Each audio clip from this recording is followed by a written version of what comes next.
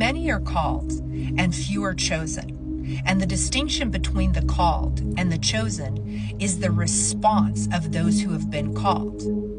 Jesus teaches us a potent parable about this very thing. In Matthew 22, 1 through 14, he tells us of a king who is representative of God, who's throwing this elaborate lifetime wedding ceremony for his beloved son, which is representing Christ. The king sends all of these beautiful invitations out via messenger, initially to the Jewish leaders, who we know ultimately rejected Christ. But nevertheless, the invitations go out, and the Jewish leaders either ignored the invitation, mocked the invitation, or in some cases even killed the messenger. And the king, in his fury, sent his army out to take these murderers out and to burn down their villages.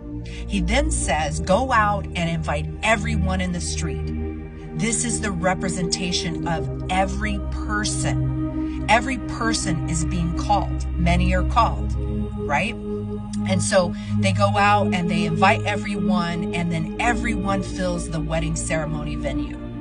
This is representing the kingdom. So everyone has that opportunity to come in. And then we also see in the parable a guest who arrived who wasn't properly attired for the wedding. And that is the representation of false teachers, of the ones who claim they're walking with Christ, but they have not gone through the repentance process. They're still walking in their ways while they are claiming to walk with Christ.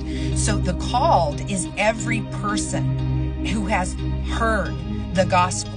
They become responsible for what they have heard, and the choice to either respond appropriately to that call or to continue walking in their ways. There's this word called metanoia, which means to turn away. Repentance is the very first step in responding to that call, because from repentance, we set down all the identities, the habits, the addictions, the ways that we're walking in that are separating us from Christ.